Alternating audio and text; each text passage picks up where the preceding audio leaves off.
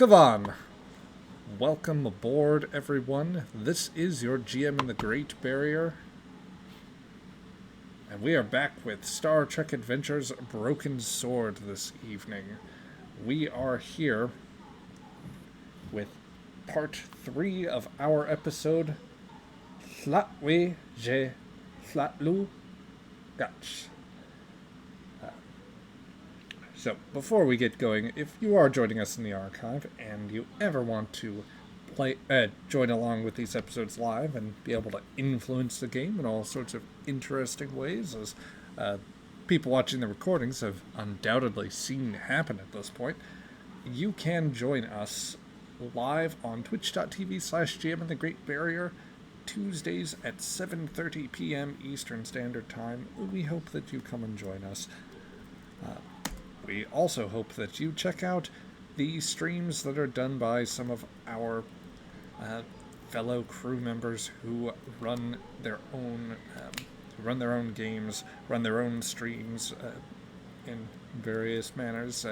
First, of course, we have our helm officer, our captain, our new captain, as he's been playing in these past few episodes. One, Mr. Azek Korg. The OverlandGamer. Joe, anything special going on with the channel of late? Not really. I do want to shout out my Quality Joe, the Quest for Quality YouTube channel. We've been getting a lot of good success there. It's just a QA. It's a channel dedicated to just talking about quality assurance, and my journey is becoming a quality assurance analyst. So it's been kind of fun to do that. But as far as my live stream goes, I mean, we played some Minecraft yesterday, and there was a big update for Everspace 2 that I'll have to save up and get for. So I'm looking forward to playing that at some point soon. And yeah, just having a good time. Good stuff, good stuff. Then our other resident streamer on board, that would be Caligo, who plays the ship's engineer Raldar. Tell us, what's going on over at the Xyla OXO channel? Besides mounting madness, I am trying to set up miniature painting streams in building because you know what? If I'm going to waste my time with that, I might as well get a little bit of profit from it. Fair enough. Well, I'm quite sure that expenditure is going to stay one way, unfortunately. But a worthwhile effort nonetheless. Until then, I will say that for those of you in the archive, both the Twitch channels for our two streamers and the Quality Joe, the Quest for Quality channel, all of those will be linked here in the description. So we hope that you join us, or that you check them out. But until then, let's get into where we are in the last adventure.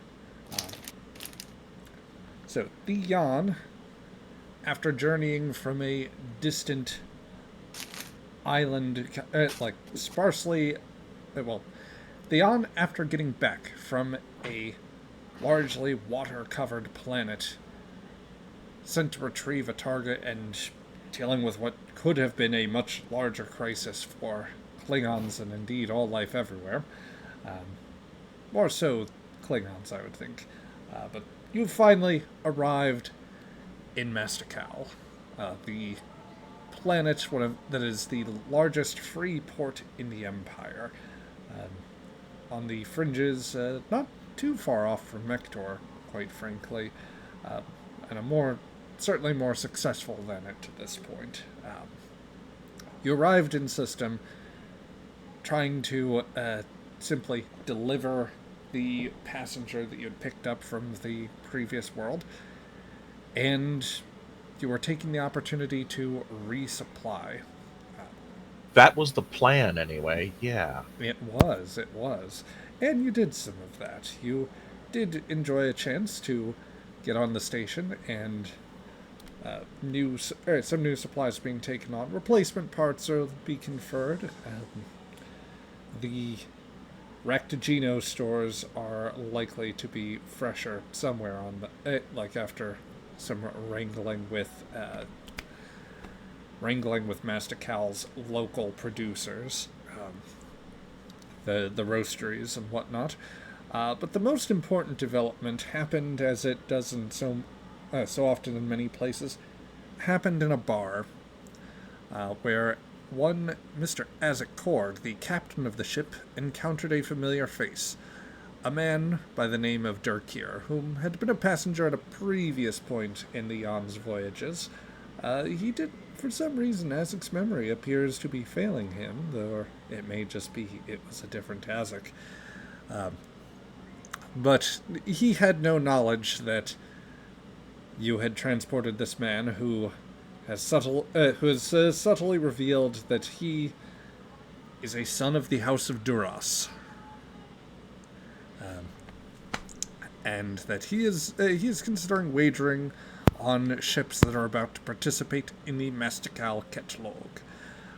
It is a adventure that a circuit basically in space, done by the series of starships that will compete, encountering various hazards and obstacles for glory, for a great prize of some sort, and for the entertainment of the various Klingons, nobility, and commoners alike that have come to view it.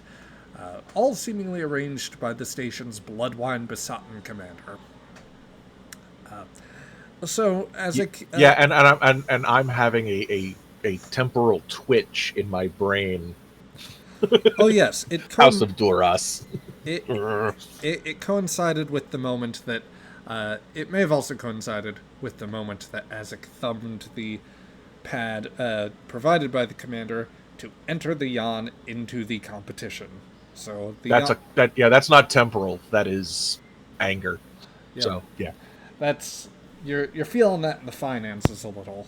So yeah, it isn't going to break the bank, but there's a good chunk of Darsex that just went to that. In the process, the Azek might have earned Dirkir's wish to wager on the Jan as well, just for the fun of it. He did also earn the attention of a rather suave Orion gentleman who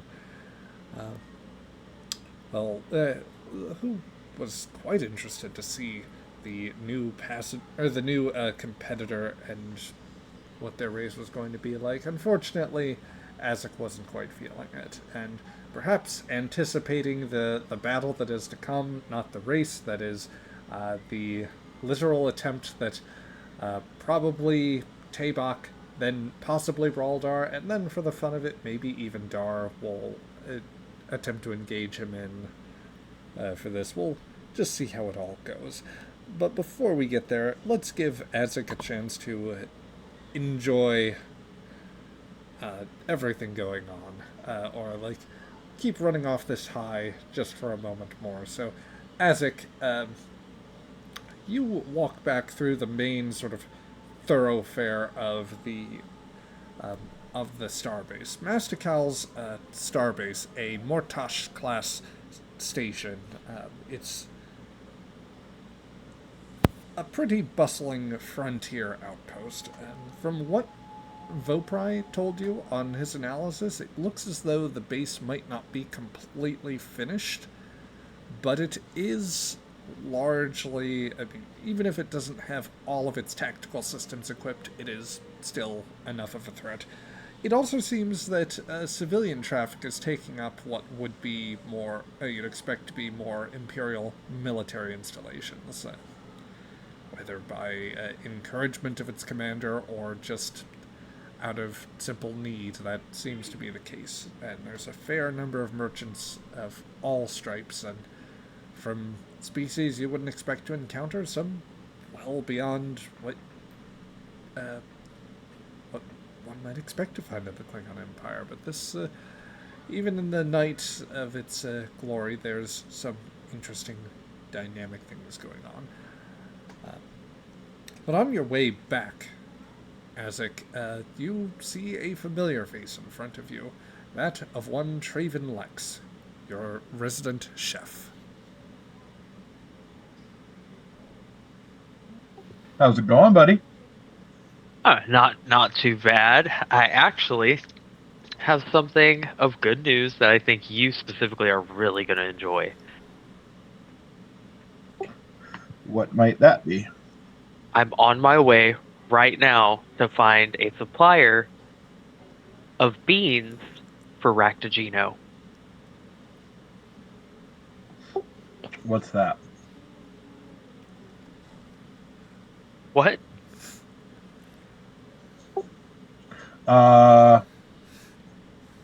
That's great. I'm sure the crew will be great. Will be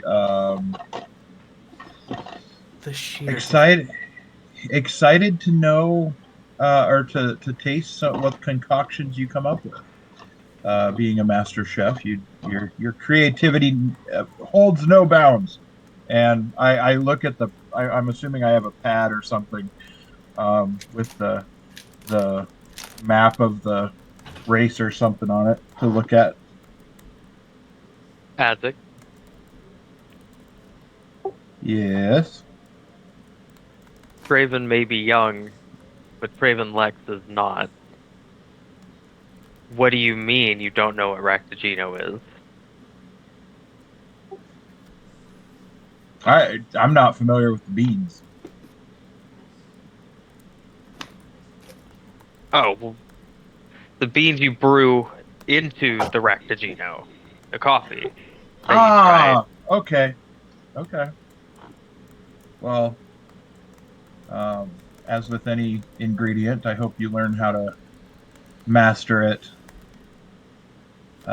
It's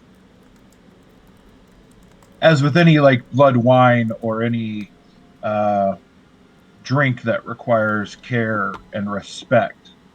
I'm sure you'll be able to brew something quite tasty with it. And if not, hey, I'm willing to be a guinea pig and on your experiment. Well, you are my favorite one. What are you looking at? Well, apparently there is a race going on around this sector, and I, being the wise and very humble captain of the Yawn, decided to enter us into it. So this is going to be exciting. Um, I'm pretty sure Tabak and the rest of the crew might not appreciate it, but um, Tabak has been wanting us to train members of the crew to be efficient and function well.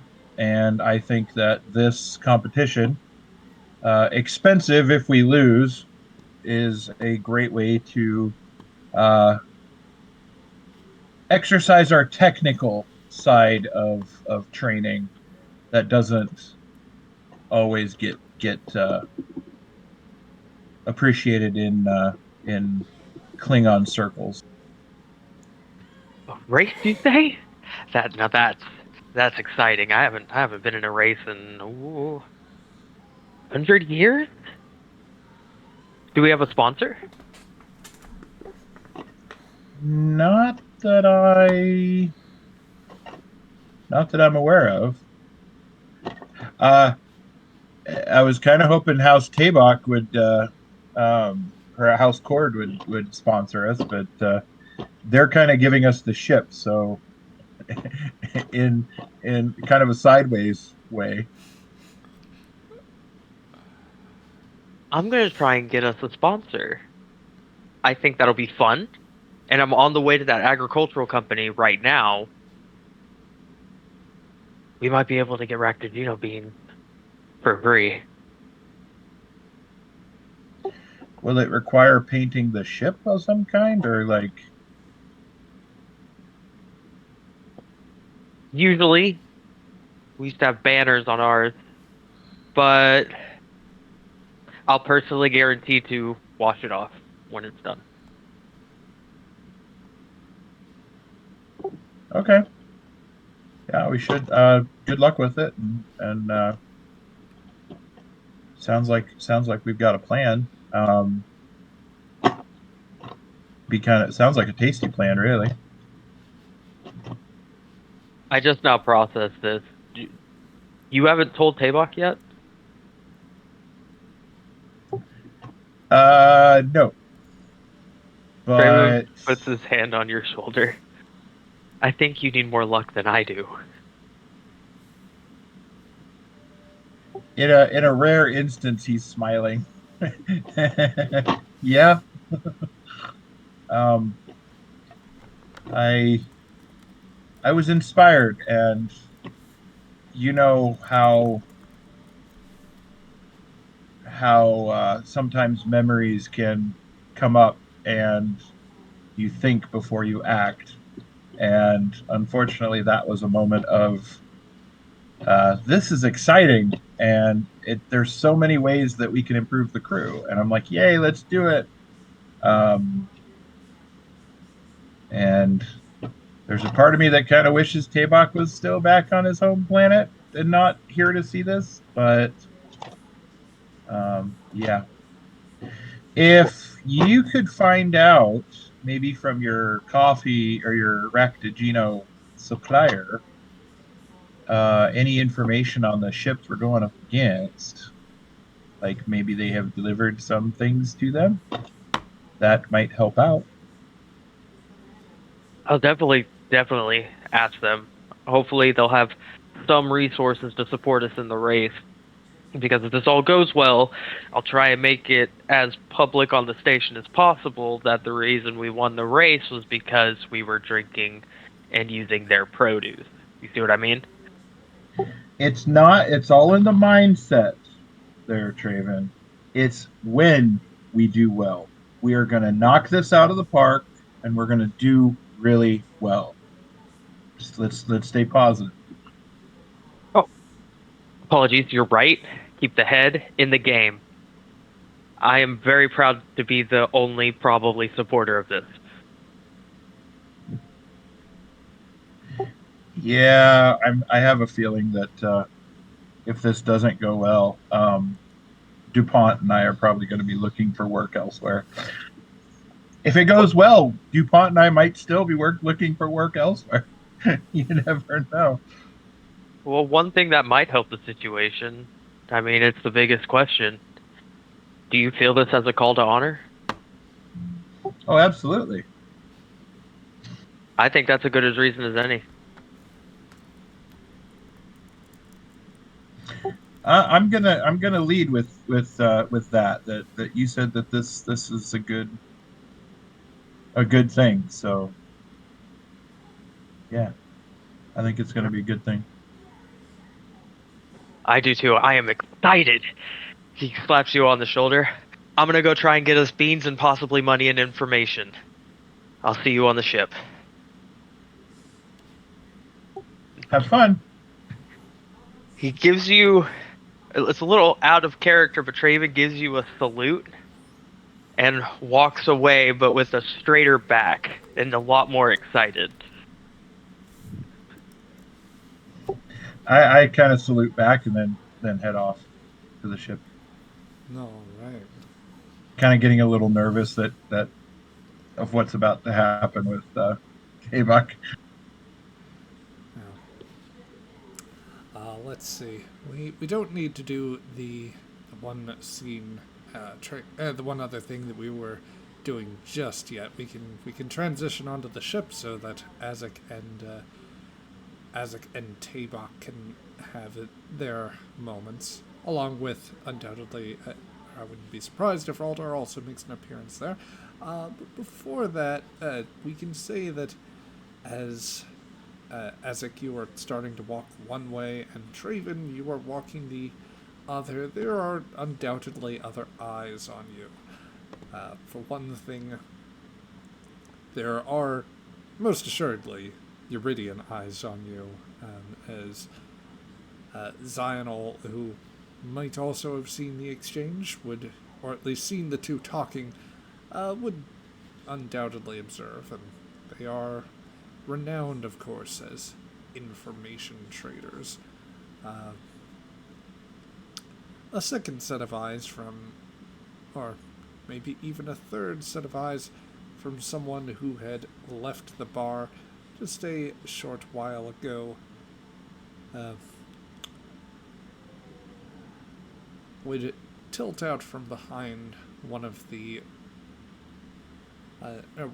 structural supports in the bay, acknowledging the newfound Klingon and someone a bit more unfamiliar.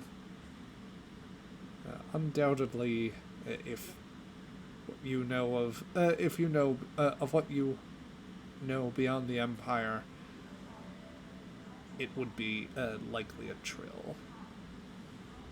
So we'll resolve more upon that later. But first, let's take it back to let's go back to the ship for now. So, Ezek, once you make it back through the docking port and come back aboard the ship, where would you be headed? I'd head over to the com channel or com panel and message DuPont and engineering to the bridge. We don't exactly have like a conference room for senior staff kind of thing, right? We just kind of... There's a mess hall. Yeah, I'll mention that everybody to the mess hall. The main crew, like Raldar, Kresic, The player DuPont. characters. Yeah, all the player characters. The player characters and DuPont. And DuPont needs to be there. Gotcha. No inclusion of, or do you want any of the other supporting characters to show? Vopri will need to be there for science. And what's his bucket? Is it Nogri that's the... he's the other Creel, yes. Tactical. That's been more Hemok. Hemok. Yeah, Ludi, Hemok, and Nogri there as well. All right. Let's see. I'll make this as a sign that the GM is playing him. Kresic will eventually lumber into the scene. But let's establish for everyone else that's going to be in the room. Let's see here.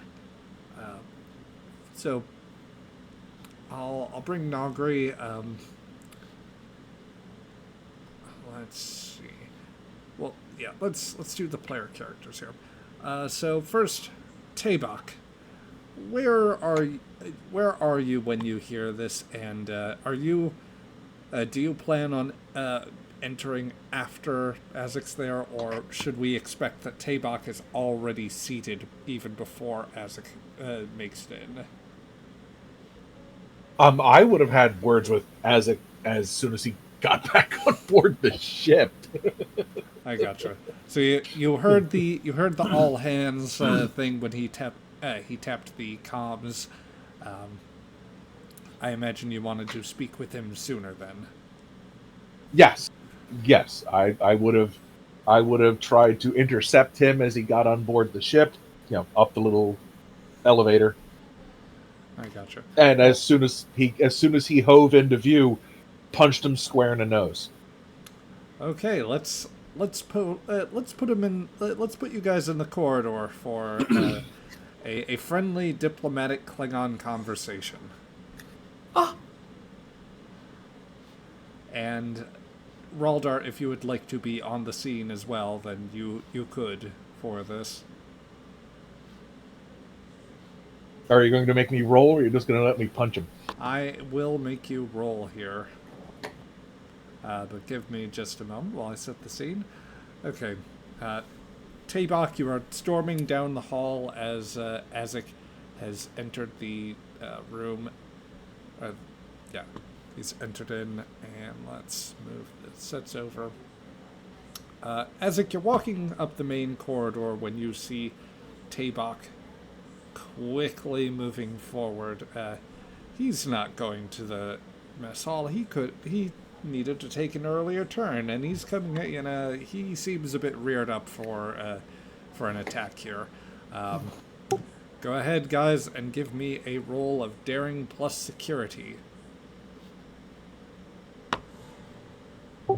Captain, it's so good to see you. I have something I'd like to discuss. You say this as you just catch the punch in the mechanical arm. Strange. No, you know what? greeting. Wait a minute. I'm trying to figure out what I can use to re-roll that zero. You could use a point of determination to...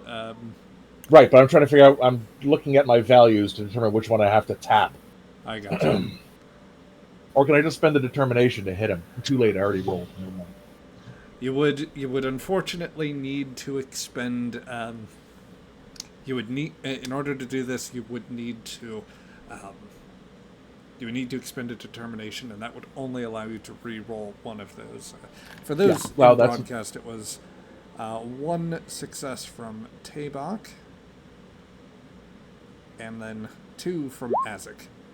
But, okay, Tabak, what is the pertinent value to grant you that re-roll? As long as there is life, you fight. Fair enough. And with that... Tabak, while your first hand is caught, you do have room to throw in the uppercut that he won't necessarily see coming. And with that second success, you manage to land a hit. And Third success. Would this be considered a non-lethal or lethal? It's non-lethal. This is non-lethal.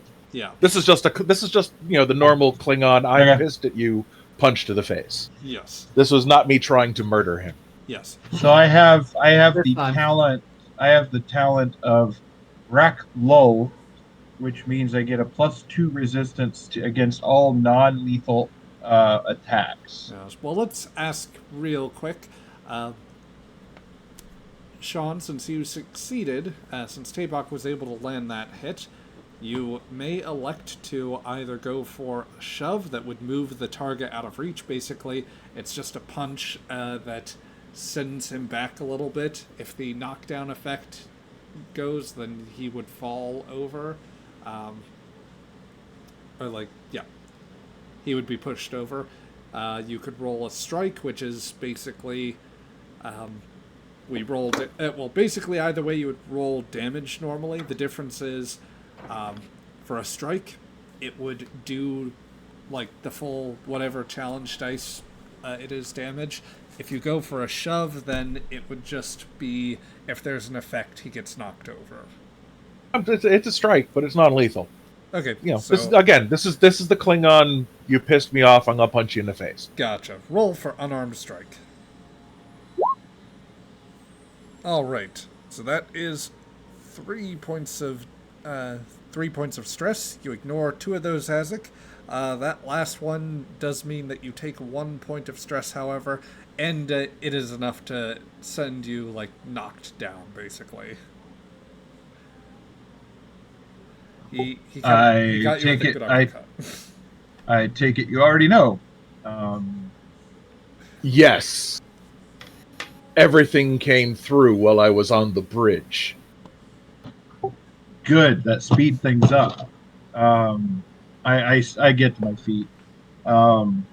You've been wanting to train the crew in the manner of fighting, and I saw an opportunity for us to train the crew in a matter of technical sides of stuff, which I know we've been lacking, and I've noticed as we've done some ship-based stuff that it's tricky to teach technical stuff, especially on the fly in a non-lethal manner.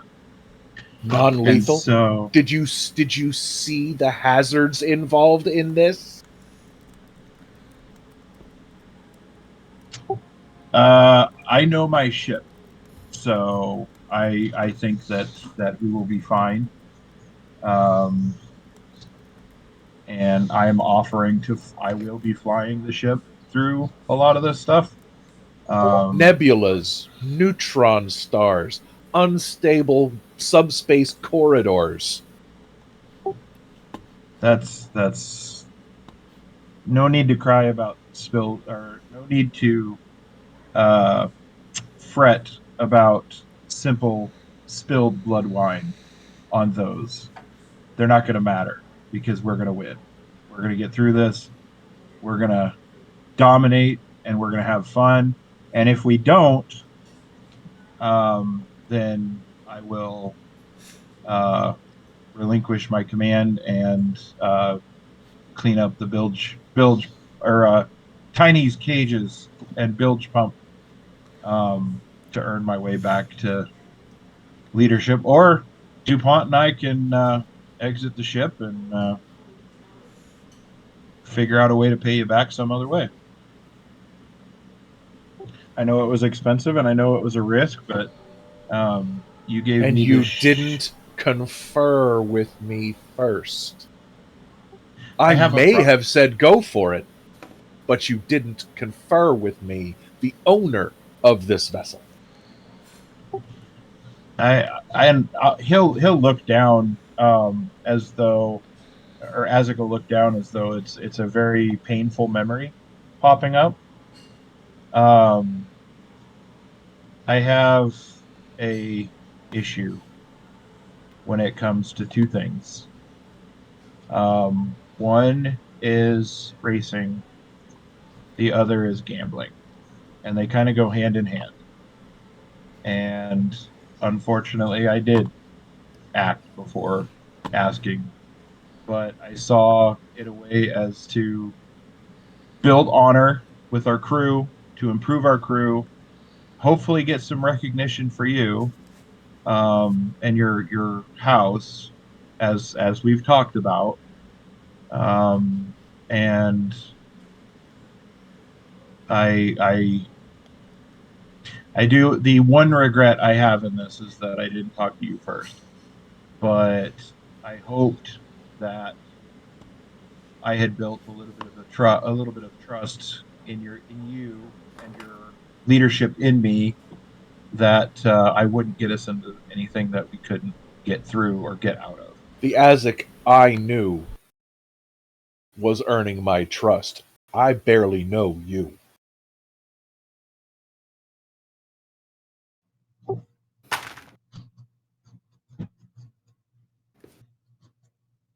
And yet I still let you keep the captaincy.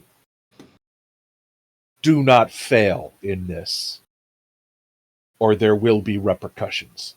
And then I turn around and storm off to, I was about to try to go into my office, but it's not my office, so I will stomp off, go up one deck, and go to the quarters that I have commandeered. And then stomp around in there and throw things and bellow loudly.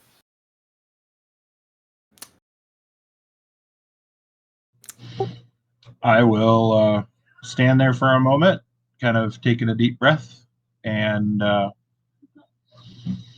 straighten myself up and head towards the mess to meet everybody.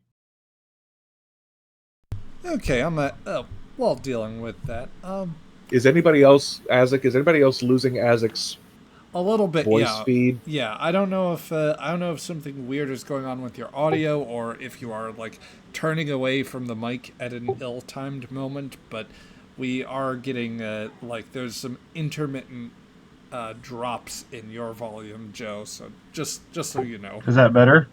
Yeah. That's fine. But Like- it's fine, Okay. but then there are times where it just fades and then comes Yeah. back. Yeah. Okay. It's like you're at normal distance of the mic, and then you go really far away. You know, just kind of it loops back and forth a little bit. Q, get off the mic, get off the phone. It's like back in the '90s when we dealt with the wireless phones. Yeah. Anyway, while this is going on, it's just because I think it would be on the way from the mess. Raldar, you, if you so wish to drop in on this exchange, then you would probably come partway through. Even the captain may be passing you by just as this is going on. I guess the question would be, do you even bother with... well, I guess technically you don't entirely know what's going on yet, so... and Azek is the captain, so there's reason enough on some of that. I don't think we've worked out how far and how fast the word spreads.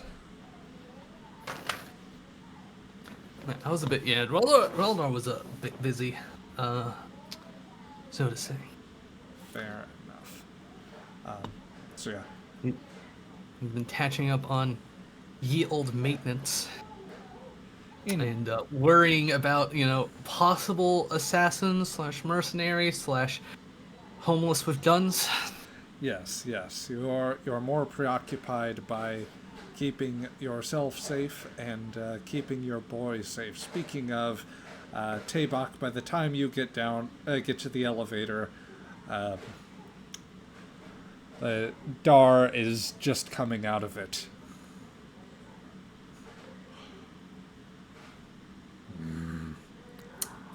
Look at him. Oh, both of them. I learned the button. Oh no. He says that point blank to you, Tabak.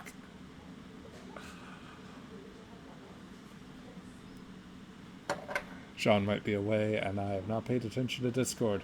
Okay. No, I'm not. Sorry, I was on mute. Yeah, my response was great. Why don't you go back in there and just hang out for a while? Okay. He pushes the button and closes the elevator. But no, there is no... Okay. There's no closing the elevator. Oh. He pushes the button and takes the elevator. The lift goes back down. Yes. Okay. Yeah. This ship's too small for turbo shafts. It's got a lift and access ways. Fair enough. The lift comes back down. Captain called me. And he'll just brush on past with DuPont in tow. But yes, you, Tabak, you may now take the lift up and go to sulk. I'm not sulking. I'm avoiding murdering my crew. Fair enough. Slight difference, just slight. Of course. So let's skip on ahead. Any crew that wish to be on board may be there now. Let's see. Ray, since I understand, for obvious reasons, you are without player character for the moment. Betty could be involved. I could bring Zionel back in. Dar could also be an option. I'm going to leave things open for you on that front. You have your pick of, I think, most supporting characters. If you're in a position, I understand you might be driving too, so that's...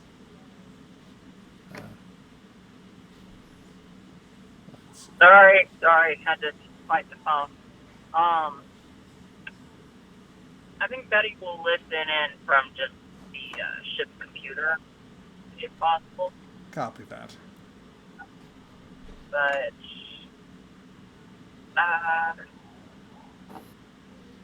I'll just listen in and interject if I can. Copy that.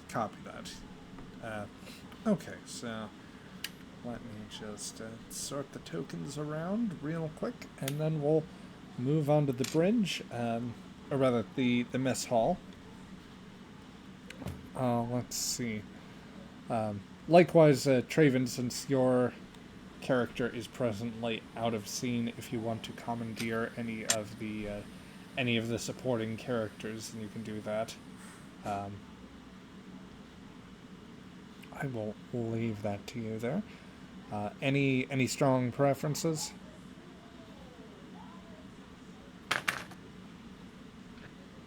I've got a I feel like I also got that talking scene, so I'm good to be out of this one for the second. Gotcha. All right. Well, let's see. Just making sure everybody that should be in. DuPont was the last one that we needed. Okay. Oop. And there are 2 Raldars. We don't want that. Somebody cloned Raldar? Yay! Again? No, you got to avoid that. Replicative fading just doesn't work. You're making a clone of a clone, and it just gets worse from there. Yeah. No, the last time that any member of the crew got cloned, it was bad. Beyond the tapioca he's pudding? still here. Yeah, I guess. Let's. Oh, jeez. Oh no. My point stands. Every time a member of the crew has been cloned, it has been bad. Bad situation, anyway. So, speaking of the captain here, let's put you guys into the mess hall where a little bit of time has elapsed, and Azek, everyone who is on ship and able to show up is presently around. Dar fidgets in the seat before, just basically plopping down on the grated floor at the end, yielding to DuPont. Kresic was the last person to come in and say, "Are we going to die because somebody did something foolish?" Again. Death in such a manner would be, as long as it's honorably foolish, then probably a good thing. We're going to But, die because of something foolish, Kresic says. I'm going back to sickbay. Let me know when people need treatment. Be on standby for anything. He'll just wave to acknowledge as he steps through the door. So we've been entered into a kind of a ship race, and in an effort to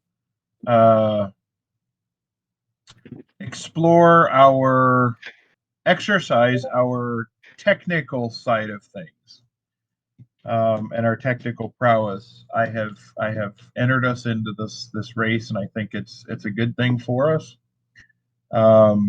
There's some rules. Vopri, I'm sure you've been, if the captain's been made aware, I'm pretty sure you've been made aware of the rules and the map of sorts. Correct? Vopri decloaks in a wave of continuity error, as the GM just remembers he forgot one part of the crew. Vopri's been going over a pad nervously, and just is hunching further and further down the more he reads.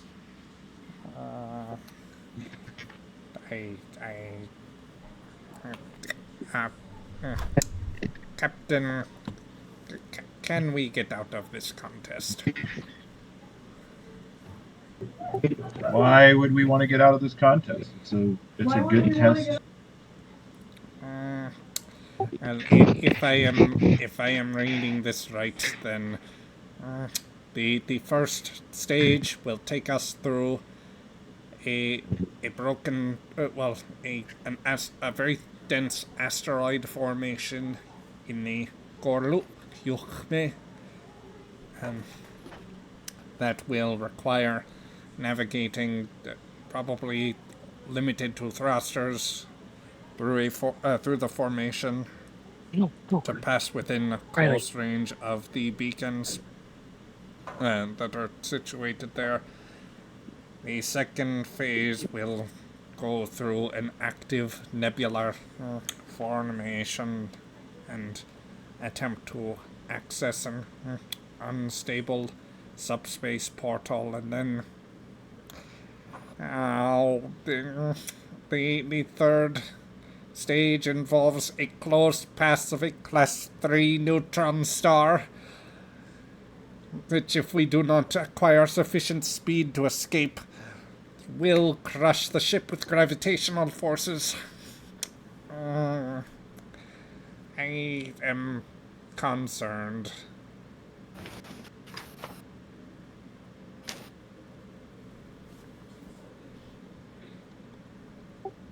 Well, first things first, I'm not concerned. I believe in our crew. I believe in every one of us here, and I believe in the heart of this crew. Together, we are stronger, and I think we've been through a lot, and I think that we can accomplish anything. Also, I look over at DuPont. I'm sorry, but I'm thinking that our jobs are on the line if we lose. So, in that being the case, DuPont, is there and Vopri, is there anything in the rules, or is this even possible to use the transporters to transport some kind of air or some kind of basically a small burst of some kind of material to move asteroids if we need to, or move the the smaller ones, obviously, so we can get through it quicker. Um, I don't know if that's in the rules as far as against the rules, or if it's even something possible. But I know we used that tactic on a ship, um, a resource run a few years ago, DuPont. I didn't know if we could try to do something like that again, or if it's even against if it's in the rules that we can't do that, then obviously we won't do that. But Let's see. You know, Ray, I'm just going to expend the 2 points of threat to let that happen. You guys will find out later. Oh boy. Let's see. Thank you. Yep. So, DuPont thinks, well, I'm...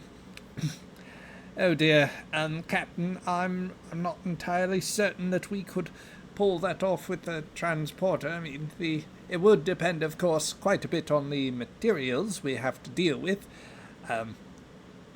But it's also a matter of mass, of getting it consistently. I mean, I'd be transferring, if there is anything that small, one bit from a location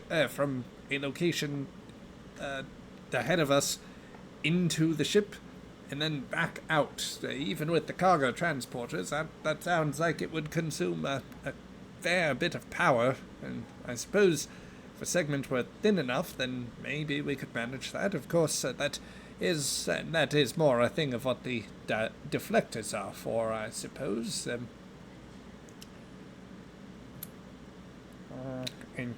I don't believe the rules prohibit that, but I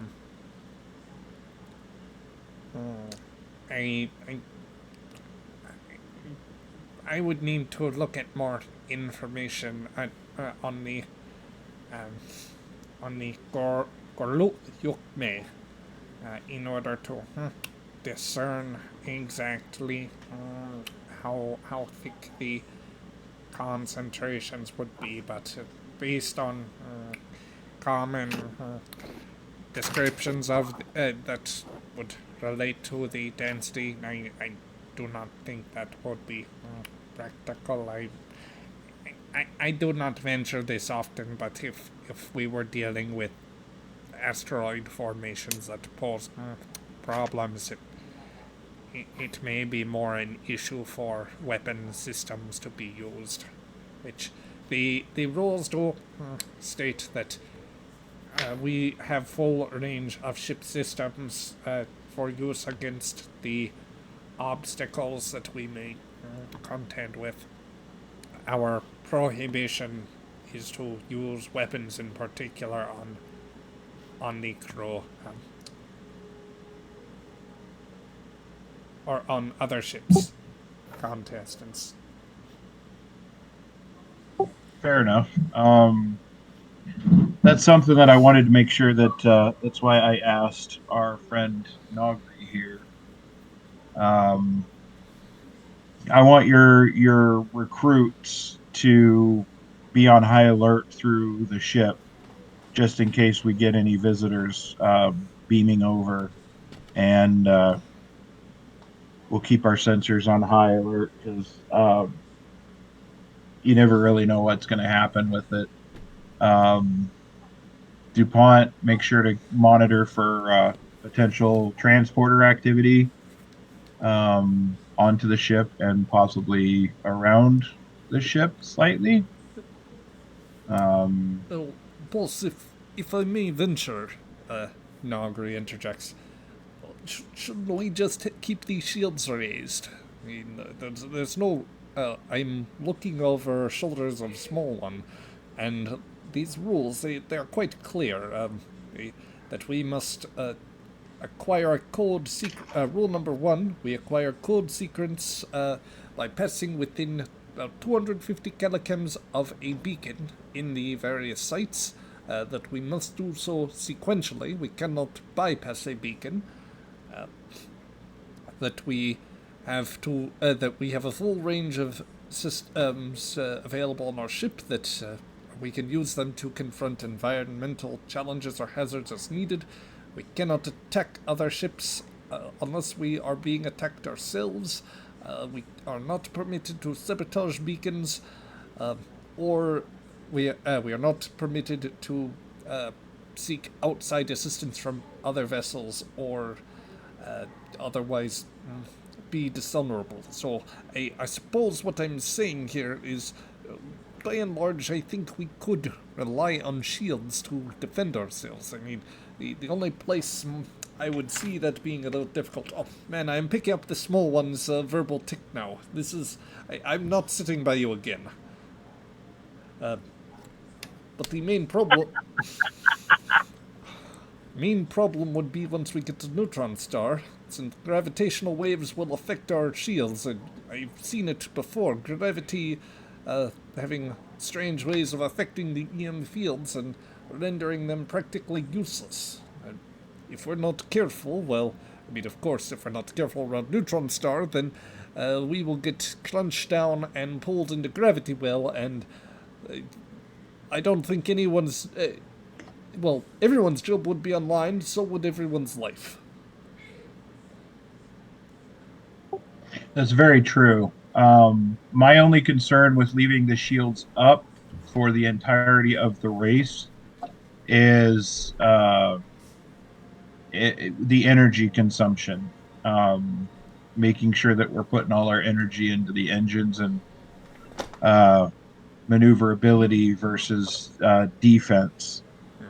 And then I'll look over at our engineer. Is it Raldar? Is our engineer?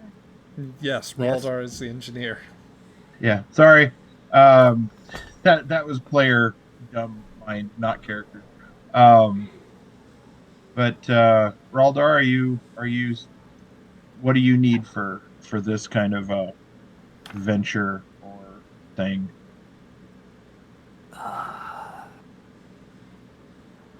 Well, it would be a good idea to find a way to store some extra power, since I am most assured that I am expecting you to try and overclock our engines. Ezek smiles big. Of course you are. Hemlock raises a hand. Hemlock?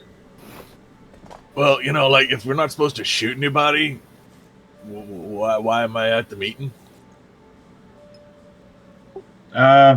His hand is still up. You can put your hand down. Oh, okay. I want to make sure that you and your crew, or no, you're tactical, right? Yeah. I want to Shooting make people, sure. killing people, blowing up ships. That's what I do. If I remember from the rules, it states that if a ship fires on us, we are allowed to retaliate. Correct, Vopri? Yes, that is Oh, true.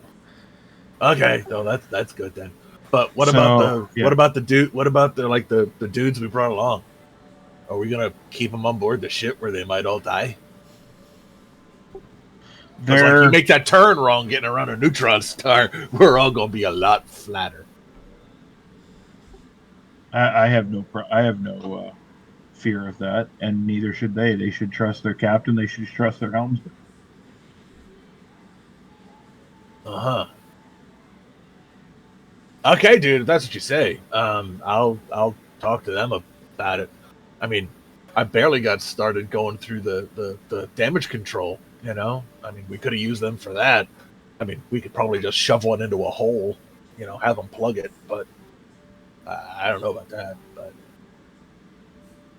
Not everybody's into that. huh? Um, that is a good point, though. Um, you bring up some very interesting points. I think Dude, I did. Cool. the does anybody else have any concerns for this particular adventure?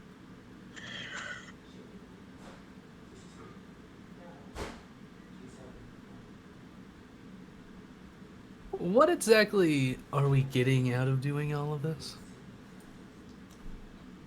For the glory and for the great Klingon um, Klingon honor, possibly some credits.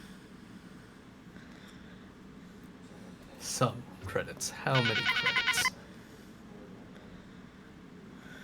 You know, I was more concerned about the honor because honor is worth more than any credit out there. Honor. Dar just chants from the back and starts pounding the table. The table almost unbolts from the. Yes, Dar.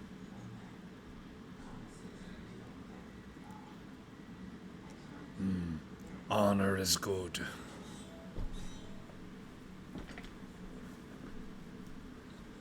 Yes, indeed. And as I said, this is gonna stretch us a bit. This is gonna we're gonna drive this ship hard and fast, and we're going to it's gonna test us. It's gonna test our limits. But I really think that we are all capable of taking this journey and taking it as firm as we can. And we're gonna have some fun out of this. And good luck to everybody. I need to. If anybody's familiar with uh, something called uh, oh, what did that trail say it was? Ractigino. We might be getting a shipment of that when we get done. Um, yeah. So I will. Everybody's dismissed unless you have any other concerns. Well, maybe good to sort out crucial things here, boss. I have been on cruise before this, and we have had, how shall I say, difficult maneuvers we've had to conduct. I don't know quite how much experience you have, either in defense or escaping from different situations, but it may be best to consider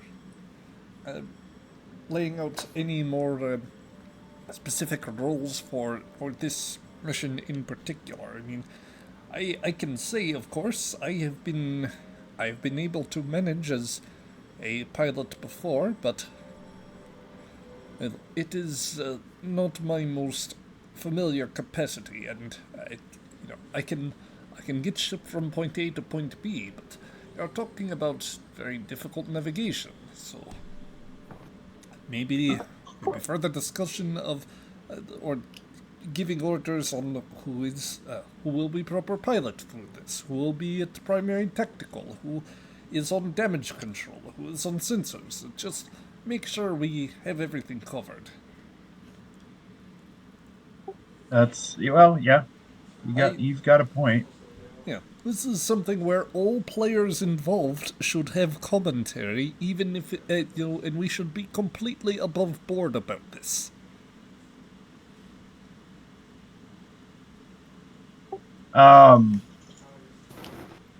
You're right.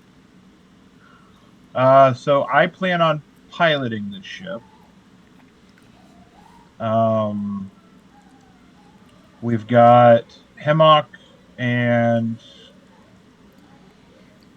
Hemmock on tactical. Nagri is internal stuff. Why don't we have you on sensors, or at least assisting with sensors? Vopri will be on comms, unless you guys prefer switching that. I can do either. Frankly, we might want to either put. Well, Volpri makes sense on either communications or sensors, but we might also want the Traven boy to handle one of those as well. He, as I understand it, is quite the budding scientist and is good with other alien tongues of different sorts. Traven is currently our marketing manager, and he is on the ship or on the station, acquiring some sponsorships. So we'll be without him. And I will pitch to the captain, or to Tabak and his daughter, that if they so choose to stay on the station, they are more than welcome to do so, out of respect for them, because as it was pointed out, it is a dangerous mission. And yeah, so I should ask, Sean, being Tabak's daughter, would you have her? Would you want to give voice to any opinion one way or the other from her? Wait, she's in there? Yes. She's in the room. She's been on the crew since the. I did not realize that she'd been invited to this particular meeting. She shut heard, up. yeah, like everybody up to Dar had heard the captain basically all hands report to the mess hall. Except for the other 12 goons who are still down in the cargo hold. They're probably on the starbase at this point. Yeah, could be. Their key gateway was Hemok, so Yeah, you can okay. imagine how much he stopped what he did to stop them. No, he didn't stop them. Just let them go on. Come back, though, before we leave. No, she's going to go, to hell with that. I'm staying on board. I don't exactly have a position on the crew, but this is an experience I wouldn't give up for anything. Much to Tabak's dismay. hopefully you can share some of that enthusiasm with your old man. With who? Tabak? Oh, my father. Yes. No, that's not going to happen. We'll get him a box of kittens to play with before we leave, and it'll make everything better. I don't think that'd work either. He's very, very picky about the cats. He's probably cranky because Chishore's not here. Yeah, I thought about bringing that one along, but I figured it was more up to him than it was to us. Does this mean that Lord Tabok will not be joining us for this adventure. That's up to him. I will pitch it to him. Currently, the last I heard, he was bellowing some strange opera that I had never heard about before. At which point, K-Buck's daughter just sort of laughs and says, "Oh yeah, there's a Klingon opera called What a Friggin' Idiot! I'm going to murder him in his sleep." Yeah, yeah, Yeah, that one. yeah.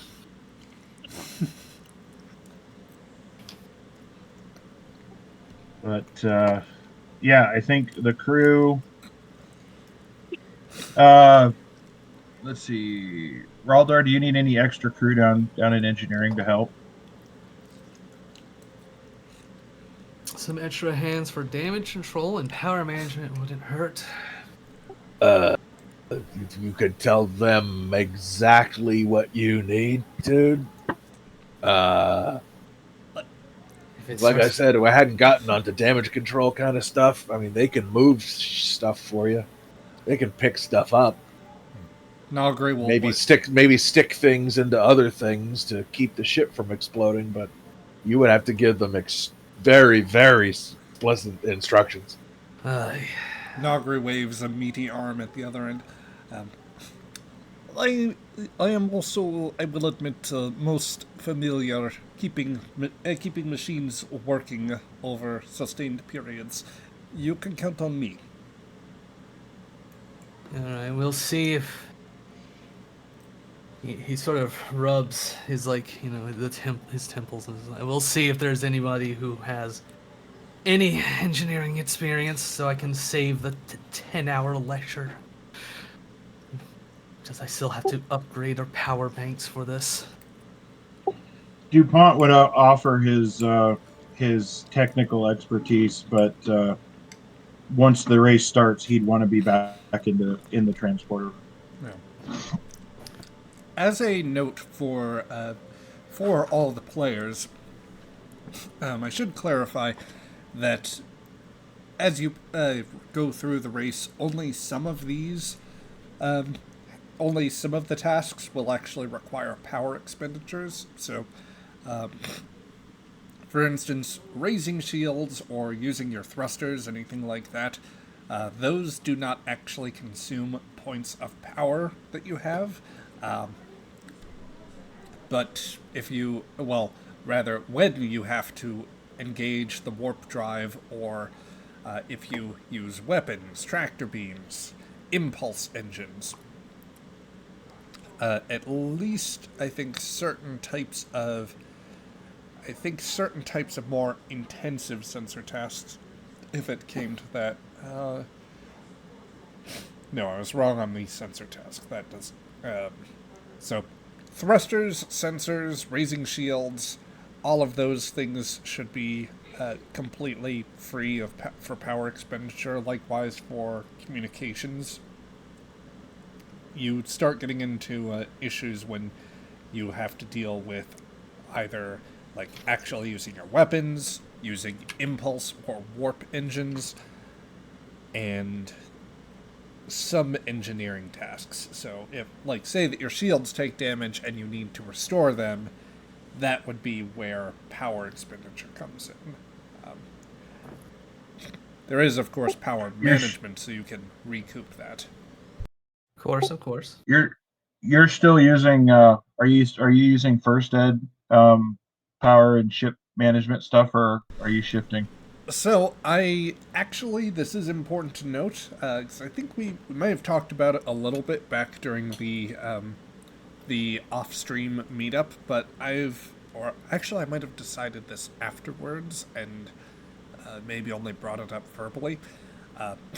We are going to use a sort of hybrid thing, where I am keeping the power management system as it is, largely, but I am adding, on top of the first edition power management, where you have points of power that get consumed with certain tasks, you will also have reserve power, which can be treated as basically the ship's determination. So you can expend that in place of a point of power, and when reserve power is available,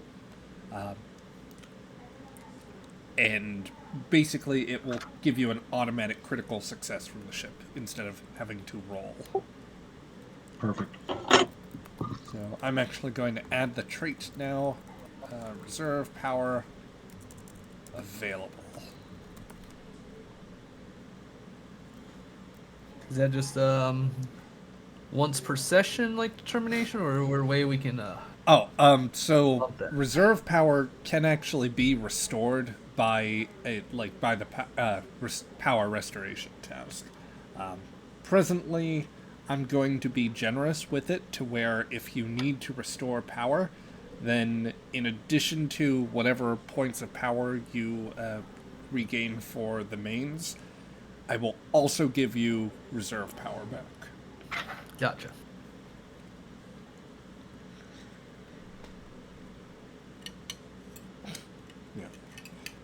Yeah. All right. Use it Is there any? frequently. Oh, yeah. Is there anything else anybody else needs for this? Sounds like Kresik is kind of doing his own thing. Traven's busy. How far do you want to go in increasing our speed and acceleration? Do we wish to reduce ship's weight by taking things that are unnecessary off board? I don't know if that would help us too much. It might help us with the gravity things, but I don't know where we'd store that stuff if without costing us more money. I think we should be okay. Do you know the math as far as if it would help us if we lessened everything? Let's see. Well, we could shave several units of weight if we take off the unnecessary crew members.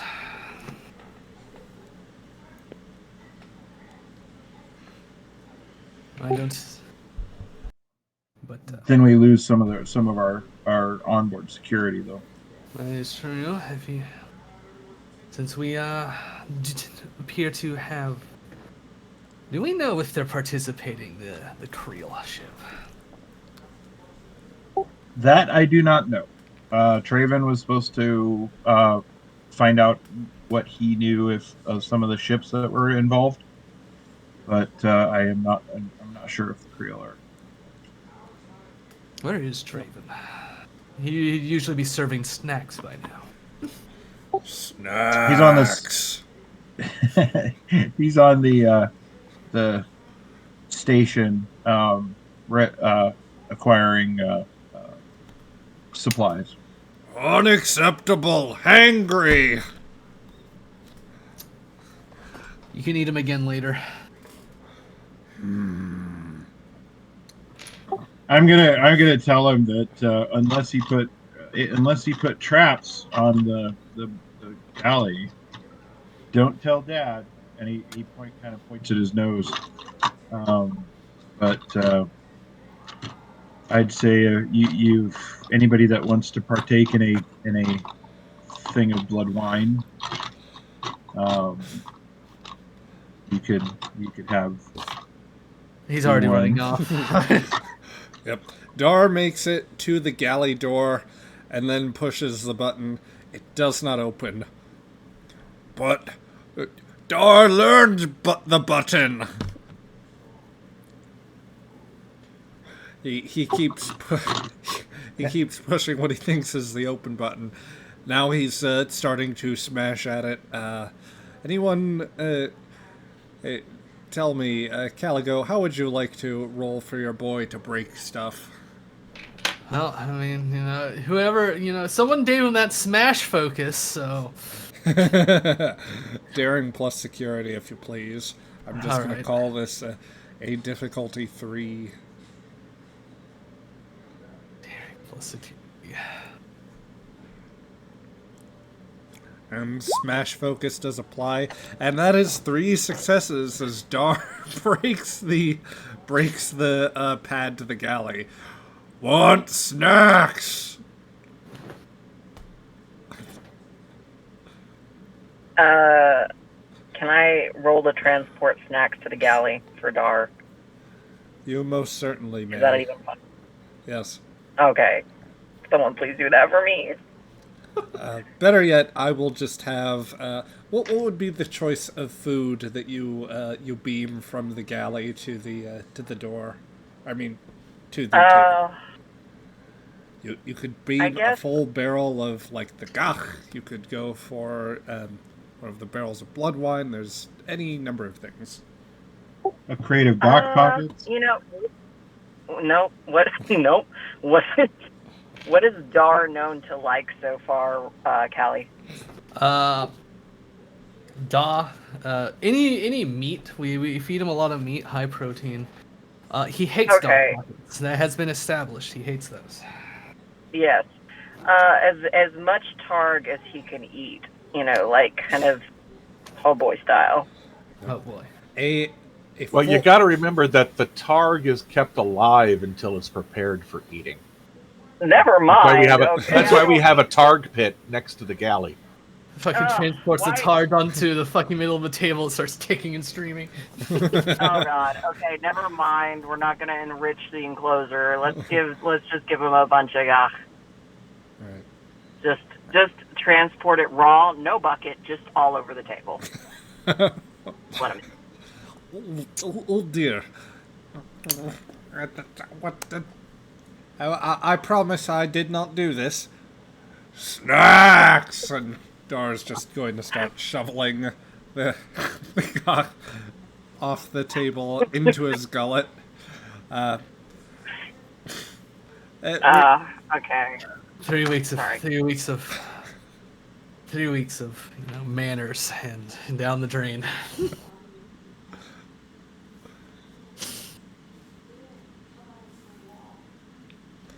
You hear a nice little humming come through. Oh, I never really liked... Oh, wrong voice. Oh, I never really liked the original Azik, but I really don't like you, Mr. Cloney Pants. I mean, trust in your captain, trust in your ship. I don't think most of us trust you.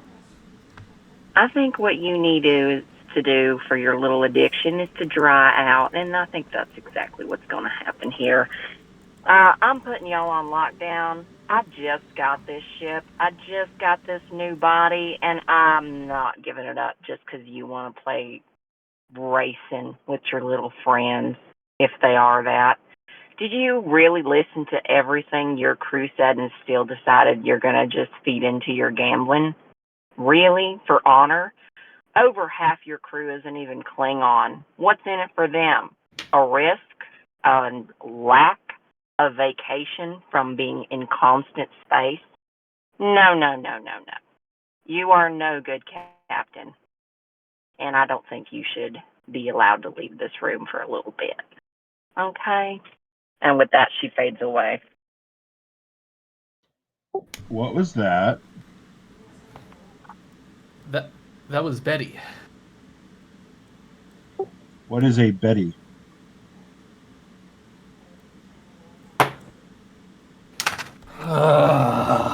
I think with that, with Raldar's agitation, let's cut away from this meeting for now. As you reckon with how to get out, and Dar dispenses with his table manners. Let's go back. Let's see. I suppose. Let's see. We'd be visiting back with Traven, who. Oh dear, I don't have the farm set working so well right at the moment. So, Traven, would you like to just give me a flat presence plus command? We'll call it. Well, it might be a tough sell coming from a not particularly well-known house with a very old, albeit very rebuilt ship. So I'm going to say that I'll give you some degree of success. Minimum difficulty of 2, but a maximum of 4. Alrighty. Would my botany focus help me, by chance? I don't... pitch to me how you would use that in an argument for getting a better deal, or for the sponsorship if the Jan won. Well, he knows he's dealing business with somebody that knows what the product is. He knows about plants. He knows how agriculture works. And so that could be like the stepping stone into the conversation, so to speak. And if not, I do have the conversation focus. I just want to be special. Yeah, I understand. And I'd say that having some experience with Ractigino, you might be able to start off a conversation with the not just the observation of the beans that they are using, but the other leaves. Get back. Jerk. I am hurt. Huh? You know, that's... Woe's taking over now. She's... Yep. Dang it. I didn't know I was... You were live. I'm sorry. I'm sorry. You know, last time was still like the... I don't know, better, worse, however you want to quantify that. It had novelty. Yeah, I keep forgetting when I get out of my car and go towards my animals that I'm live. Yeah. And my dogs like to charge my kneecaps as soon as possible, especially when I open doors. Spectacular. That is exactly what they should do. That is not. That is a Doberman, okay? He hurts. I tell him I love him. I sounded so mean. I feel bad for calling him a jerk now. That's quite all right. I will apologize to the Doberman and tell him I love him.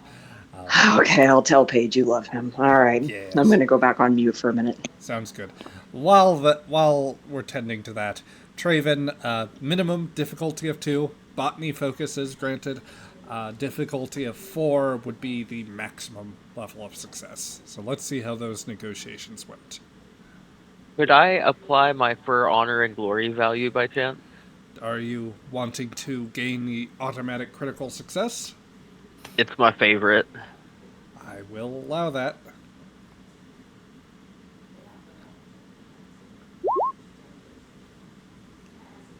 All right. And that is 1 success plus your automatic critical success. So that's a total of 3. I'd say that with that, Traven, you were able to at least convince them...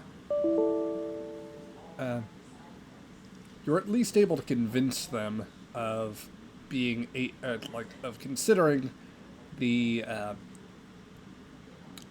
geez, I'm sorry, I'm having a moment here.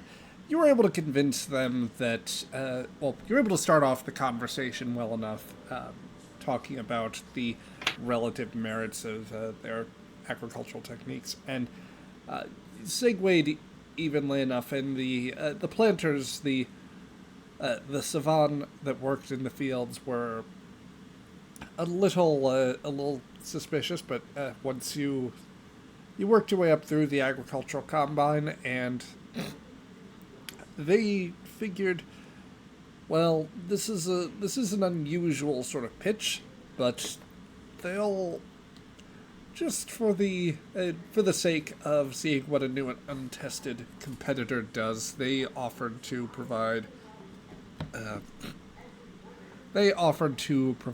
some token of sponsorship. At the very least, they will promise as a certain amount, they will supply you we'll say a sufficient quantity of Ractigino for what you think you would go through during the race, possibly with a little bit extra. They are also granting you, well, if you do win, they are offering the promise of a further deal and some possible cash payment that would come with it as well. Could I ask them that if we win and prove our honor and glory, could they possibly build business relations with the House of Cord? I think that they'll at least give you that they would consider it, or that they could start up some base level trade. The Combine is already pretty well. They're pretty well involved with suppliers here. They have a lot of orders that they already tend to. So perhaps they would give you, or rather the House of Cord, some sort of preferential treatment in the for at least a portion of the next Raktajino harvest. Awesome. Yep. If you win. You mean when we win? Sure. So let's go ahead and say that after those negotiations, you have come back up from the station. It seems like there's quite a bustle of activity as various contestants are moving about various traders are moving about the ship. Among other things, you actually see some Creel, including the man you recognized on the view screen as Captain Tribran, the man that wants to take Raldar and Dar in to custody to face whatever Creel justice looks like.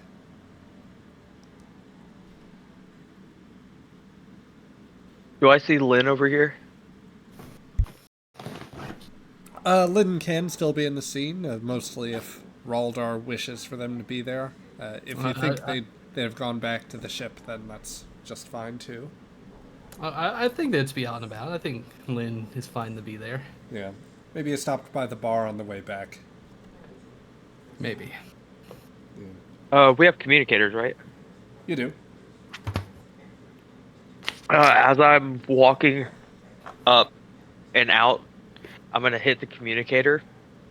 I'm gonna say, Lynn, I got the captain on my 6 o'clock. Can you keep an eye on him for me? Affirmative.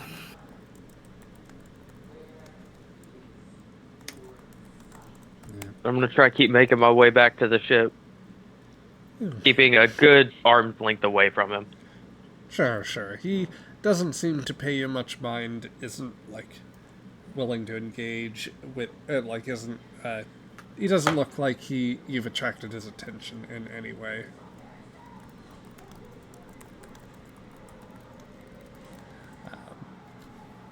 So yeah, just for the moment,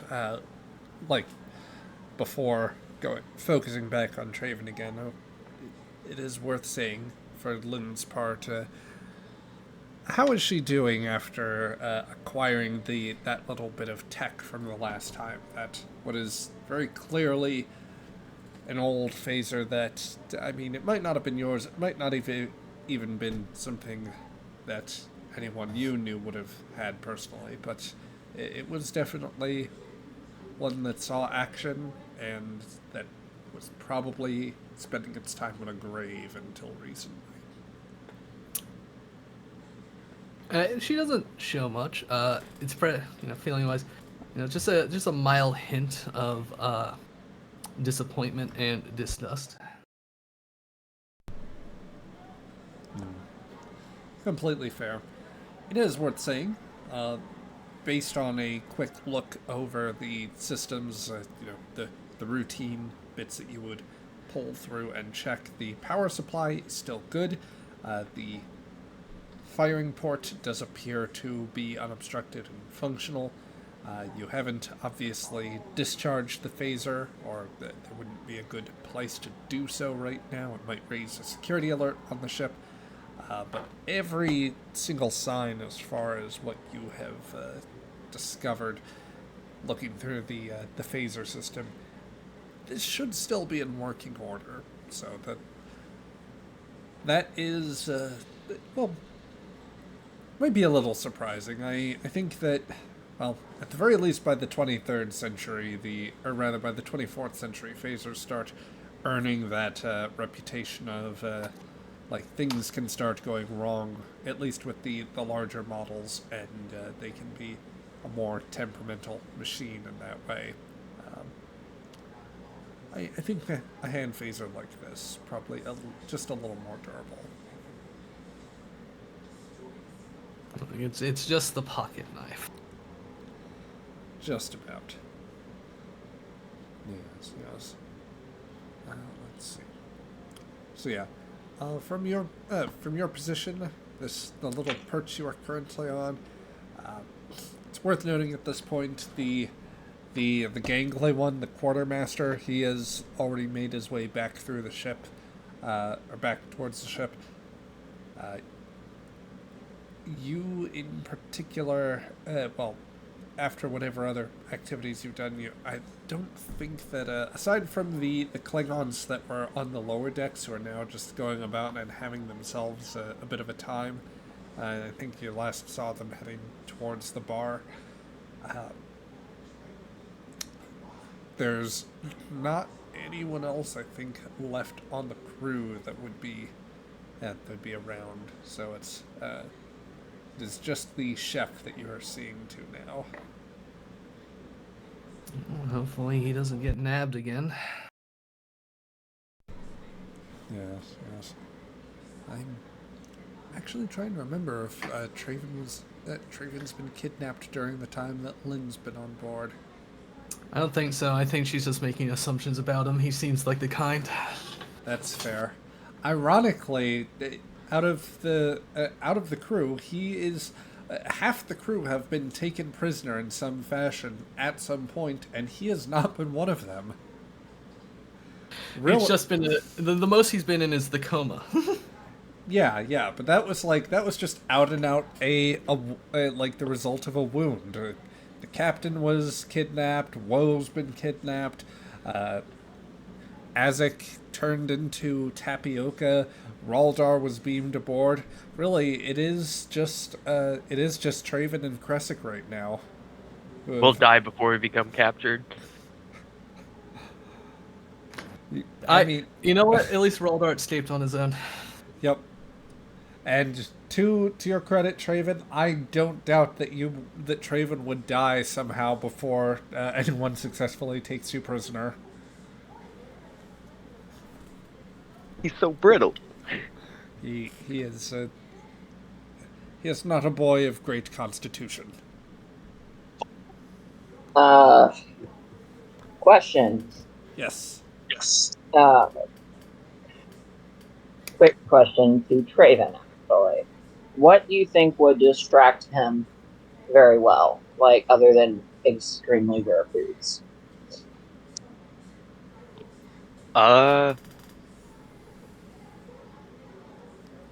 Another trill would probably like immediately get his attention. Hang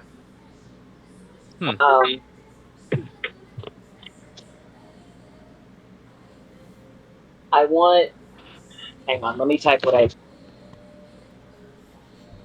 Sure thing.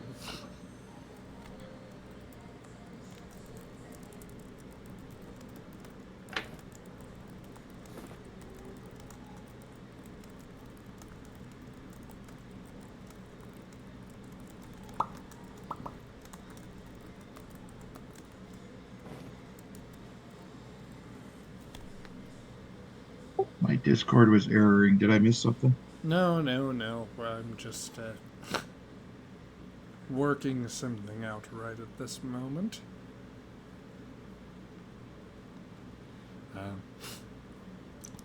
I think that I've also been assured that the dogs know that we collectively love them. I am also relaying as much to my chinchilla. He is a good boy. Not for long. Perhaps not, but we'll see how that goes. Apologies, audience at home. The archive will hopefully have this cut out, but just want to make sure that I get this done properly. On a positive note, for those following at home, for the Modifius crew, Space 1999 core rulebook came on for pre-order. It is a role-playing game. I think it uses the 2D20 system, but it's at modifius.com for the US, or .us for the US folks, and .com for the European folks. And there's a setting for the old folks like me. It looks really cool. I was super excited to see what it was. Yeah, Kind of a did you- random are you- set, but it's like, this is awesome. Are you old enough to have watched the original Space 1999 when it was on in the 70s? Not first run, but my Yeah. dad, when growing up in the 80s, after my folks got married, my dad made sure I had a good Believe it or not, sci-fi. they actually reused, with some tweaks, a couple of scripts from Space 1999 in the second season of Buck Rogers. They just recycled scripts. Yeah. Okay, so I think that we've got some things worked out, and if I'm not mistaken, this would mean a comm link opening up on Traven's communicator, if I'm not off base.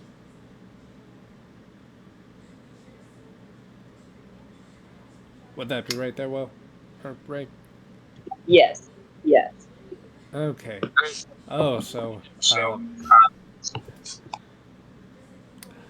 All right. Now that this is actually going to be a little funny because I, without having the time to arrange it, I'm just going to ask for the best impression you can give. But Traven. Traven there. I cannot do him at all. All right.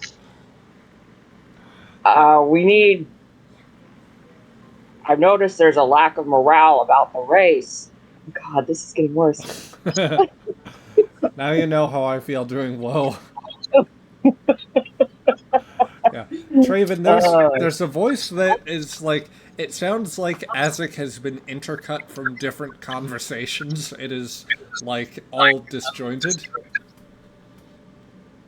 I think it could be a little smoother, but all right. I'm gonna need you to look for local females, any variety. Ryan, please get some Klingons. We need those. We need those a lot. It's been too long. And I think the captain needs some cheering too. We just won't tell his wife. Or the daughter. Whatever the daughter's name is. I never really care. But yeah, just look around. Take as long as you need. We'll be here waiting for you. Azek, the captain forbade me from interacting with women, right? Well, as your captain, currently, I unforbade you.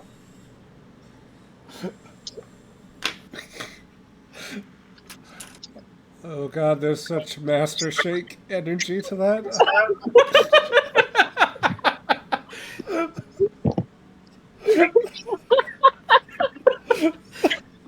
Oh god, you're right. I didn't think about it. Traven goes, okay, I'll see what I can do. All right, take your time. Make sure they're good. Do a thorough inspection. Make sure they're good. And he just hangs up. Traven to Taybok? I get the feeling Taybok is on. Do not disturb. Can I roll to intercept? Please let me roll to intercept that. Zach, are you there? Hello? I'm here. I needed a moment to like cry out the humor. It was too good. I got the idea stuck in my head, and then it was. The GM was temporarily broken. The game may now resume. Okay.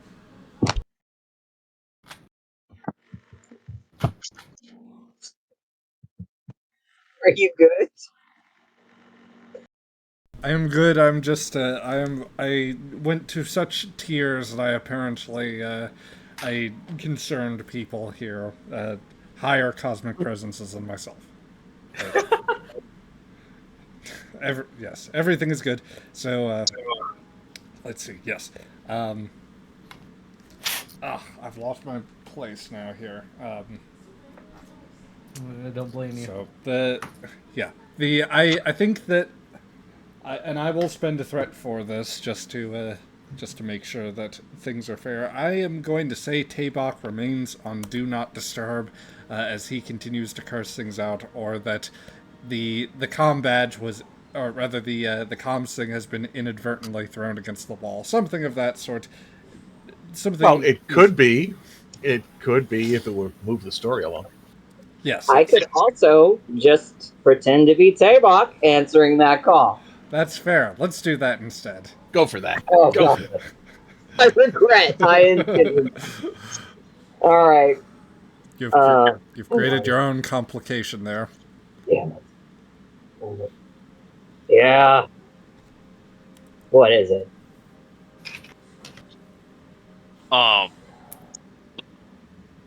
Well, I just got a message from Azek telling me to bring a bunch of women on board.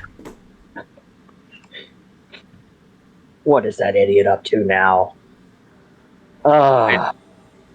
You know what? Just go with it. We're just gonna go with it. The sooner he lives out his little glory days, the better. Just let him have some women. You don't get to have any women, ever. But just let him have some women, and let's just call it a day. No Orions, though. Maybe some Orions. Just use your best judgment. I gotta go scream into a pillow. I'm going. Goodbye.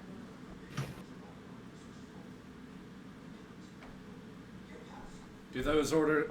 That was almost perfect. Do those orders pass muster for you, Traven?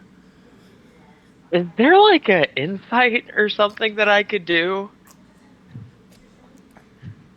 I will impersonate the entire goddamn crew if I have to. Do not keep reaching out. If you doubt your lord and master Traven, then you can attempt to run insight on that. So my only reasoning behind it is because his daughter's on the ship, and I don't feel like that's the kind of situation he would want. That's a point. That's completely fair. But that said, I think that with the added bit of Tabak joining in on this, I am just going to make this as difficult as possible. That and I have had just such joy over the thing. This is a difficulty 5 roll. Oh my god. Golly, what's the attribute? Insight plus command. I don't know if I can. If you really want it, I'm still holding on to 3 momentum here. Just to give you a chance.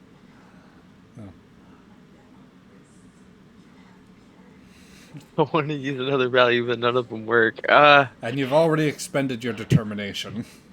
Yeah. Do you want the 3 momentum? I mean, we could use it when the ship's on the course, but, you know. If it's that important to you. He said it's a difficulty 5? Uh-huh. It is. I believe I auto-fail. I can't get a 5. Without spending a momentum. And you're Right. If you spend a momentum, you'll get an extra die, so if it gives you 3 dice, you have a chance. I can try. Do you want one? Let's do it. Heart of the cards, right? Yep. I'm Yeah. going to spend 3 points of threat to increase my your complication God. range to 3. Well, here we go. Ah, That is only 2 successes. But no no complications. complications. Yep. So, Traven, this situation is weird and uncomfortable for a number of reasons. Tabak is like Azik does. Azik does play it a bit fast and loose, but this seemed a bit looser than you would have expected. Tabak, I mean, he's gotten involved. He's gotten involved with this, or like was as permissive. Does seem weird. On the other hand, you can imagine that he has just come off of a major like shouting match or venting his frustrations, which, knowing what you knew going into this, makes a lot more sense. I think, too, that Tabak also trusts your judgment that anyone you would bring back on the ship would not be of such standing, or that you would operate with such discretion so as not to offend his sensibilities, or, for that matter, tlha'wI's. So... then I'm gonna go look for cultural dancers. God.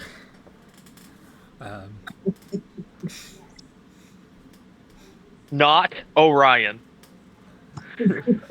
Well, there are certainly some Orions about the ship the only sort of establishment on the in the area appears to be the only sort of civilian establishment of anything close to that appears to be the bar, which, as far as you know, does not host any dancers as such.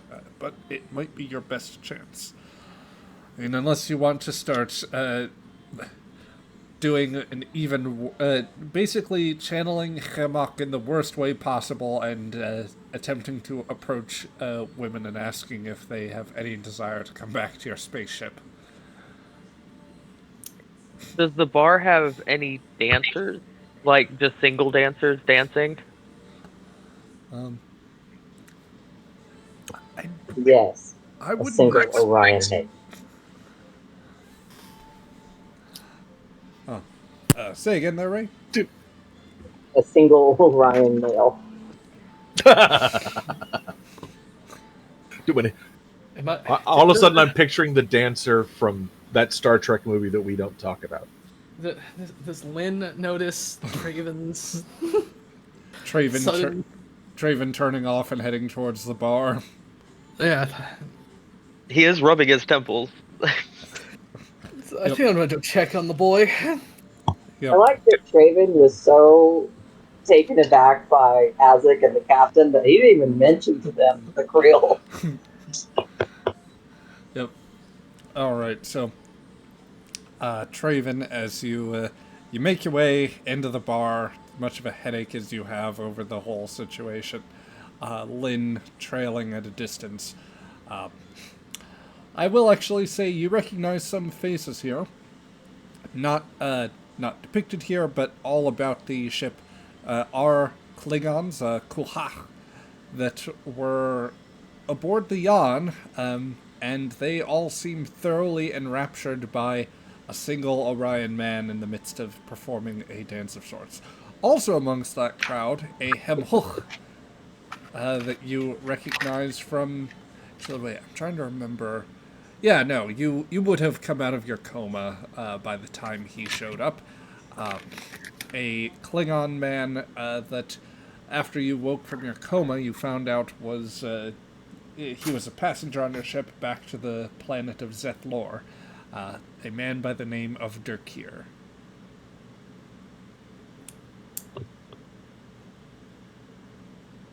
And you said Lynn was there?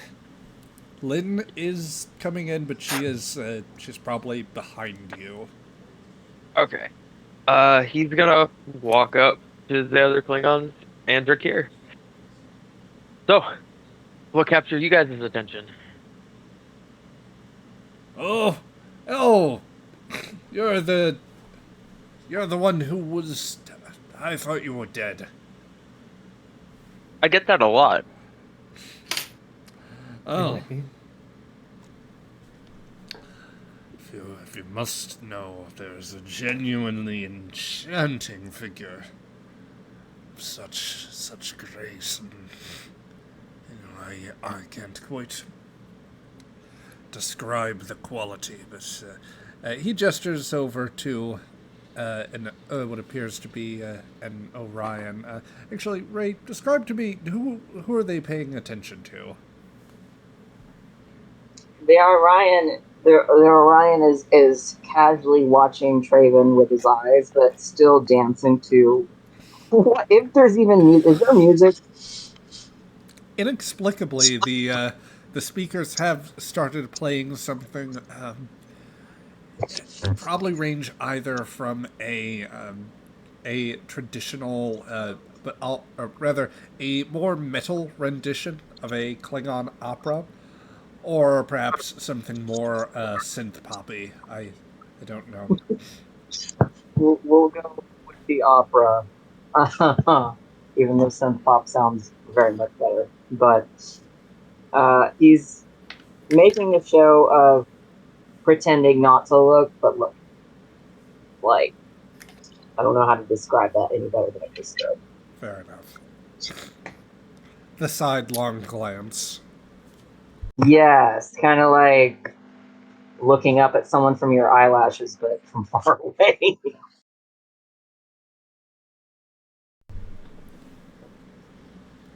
Okay. What's captivating you? Is it the dance? His body type? Oh, that's just... it is hard to describe. It is something in the movement, something simply being in their presence. Oh.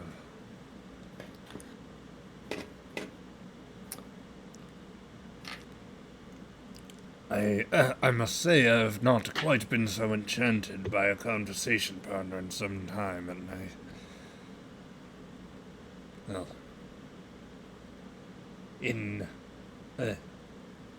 well, as one who wants for nothing of a wealthier house, I must say it is rare that an object such as this does not come into my possession.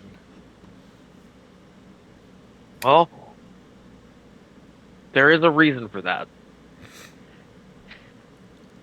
I'm gonna try to get him in my possession, and I wave to him to try to get his attention. Davis makes his way slowly towards you.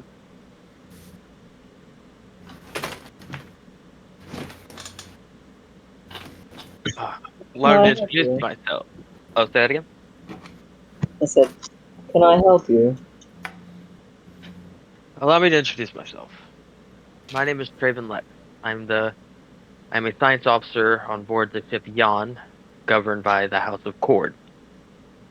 Recently, we have entered a race, and it seems as though my captain and admiral have decided we need a bit of a morale booster.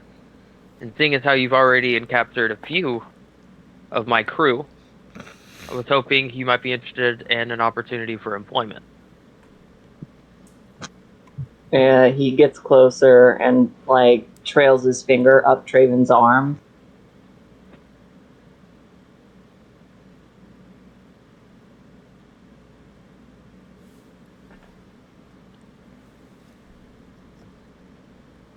No? I don't really enjoy physical contact from strangers. Please do not touch my spot. I wouldn't dream of it. Traven, there is something about this Orion that does seem like quite intoxicating.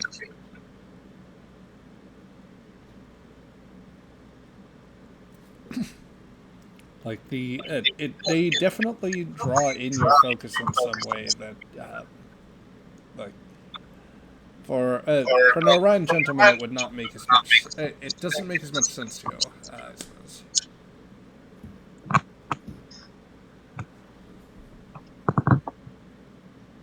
Tell me about this opportunity. You'll come aboard before departure. You will put on one of your dances. I assume it's cultural. And basically, everyone will watch while they eat a nice fine meal cooked by me. Basically, getting their spirits up, and then we'll end it with a nice cup of Ractagino, and then off to the races. Understood. And how much is pay? At this moment, I need to talk with my captain to make sure that I can get that squared away. What number are you looking for? Tell you what, I'm a bit of a adrenaline junkie. Let me ride during the race. You can keep me in quarters if you like. Just let me feel this thrum of the engine. What say you?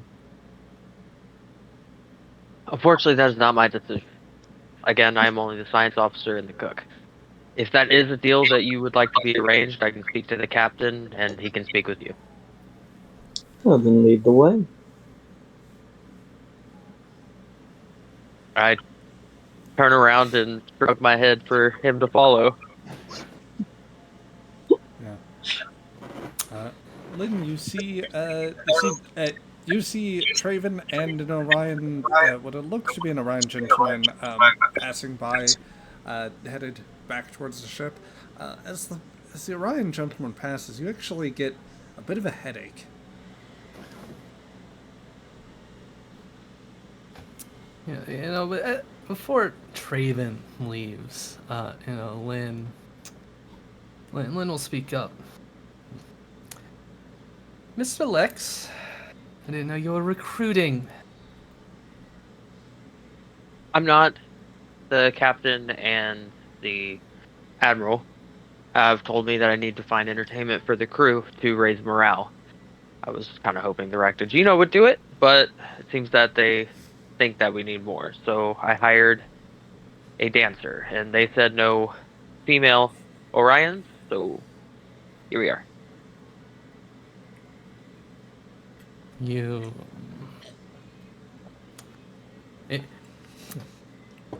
She has this bit of a half wince as she feels a headache. The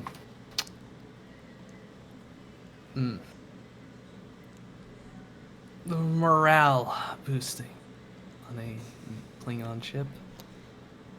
Thought you usually just threw a party and cooked a lot of good food for them. Yeah, I thought so too. Like I said, apparently it is not enough.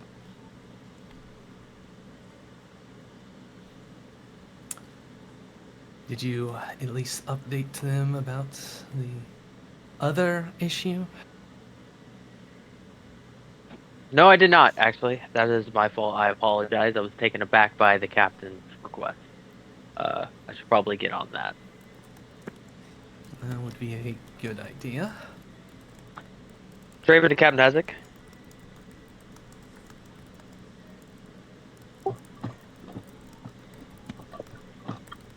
Yeah. What do you need? I have secured the entertainment. I found an Orion male. Yes, I know you didn't want Orion female. I know this is kind of bordering it, but it was the best I could find. So On let's hang on. What? You found a single Orion male. Oh, Craven, I thought you were smarter than this, and he just hangs up.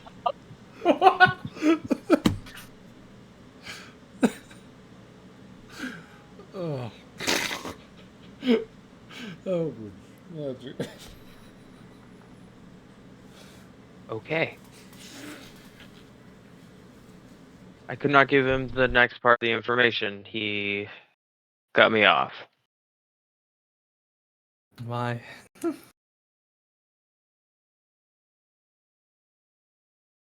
Do you want to try?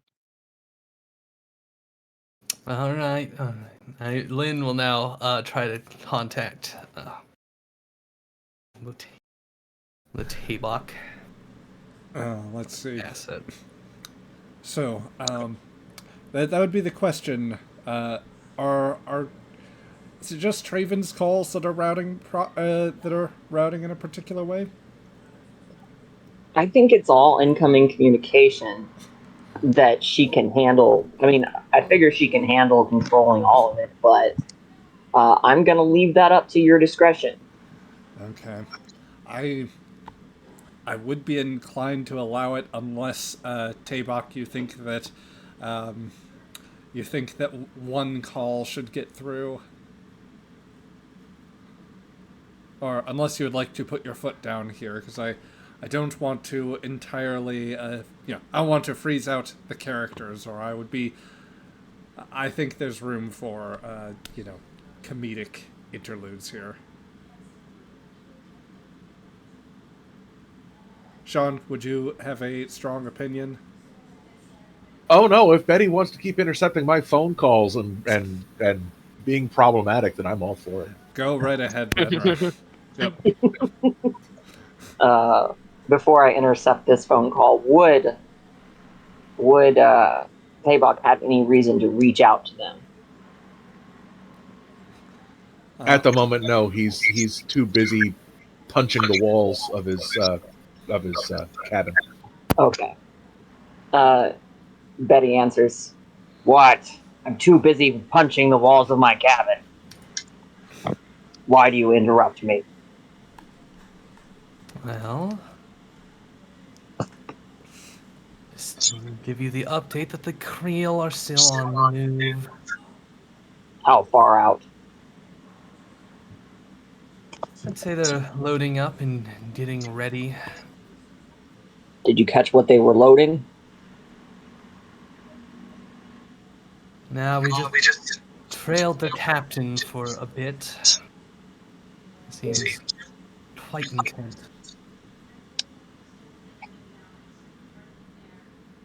All right. Is there any possibility of sabotaging their ship? If we got on board, perhaps. Is that a risk you're willing to take? This is not a thorn I need in my side right now. I have enough of that with Isaac. I would need a serious pay increase to even consider it. It is done. Deal with the krill. I'll be available for contact. I see. I'll help Traven with his business, and then I'll go check on the Creel. Very good. Captain Alfred. I know he's not captain, but we're going to just say that that's what he said. Yep. No, I narrow. I narrows. Suspicion. Also, just that point later on when extra Dorsix get pulled out of the account. Oh, but that's not till much later.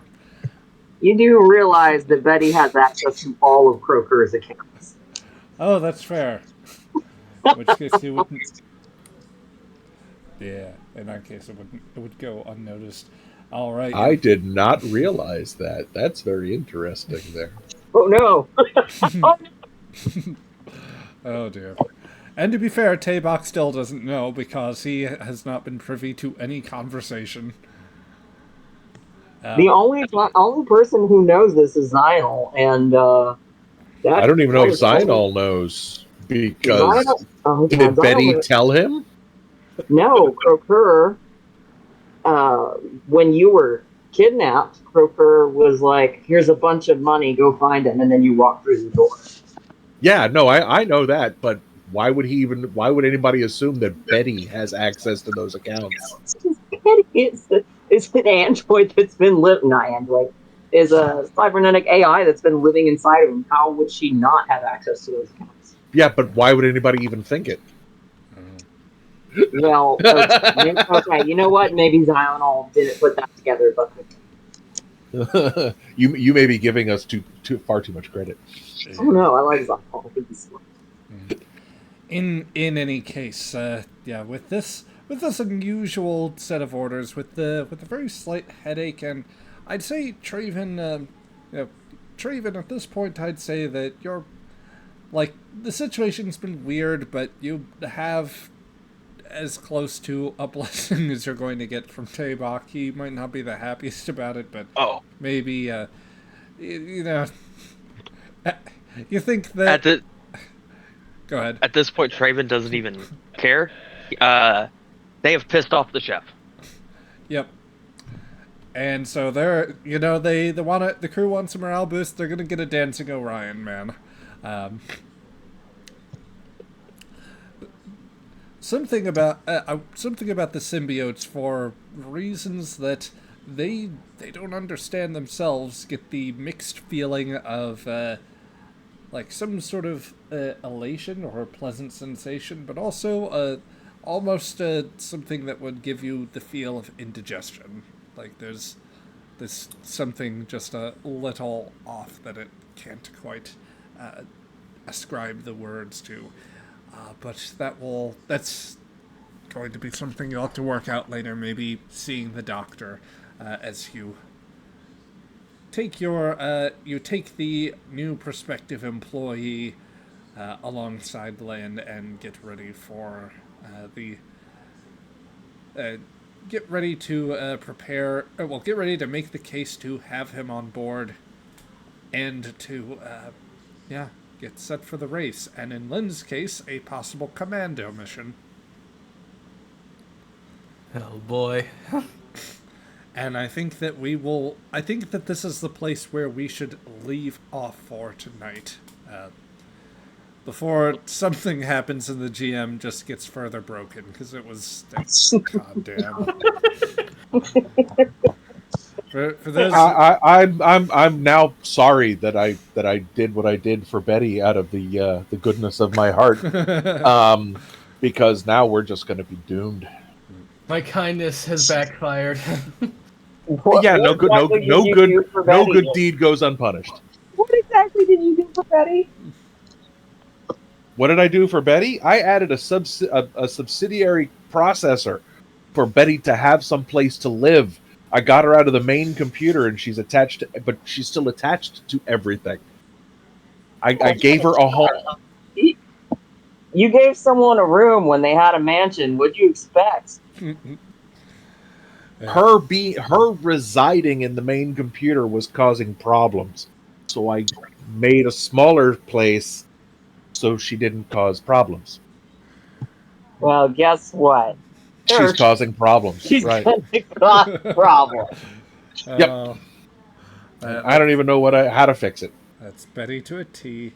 And if you ever want to join these shenanigans live, you can catch us Tuesdays at 7:30 p.m. Eastern Standard Time.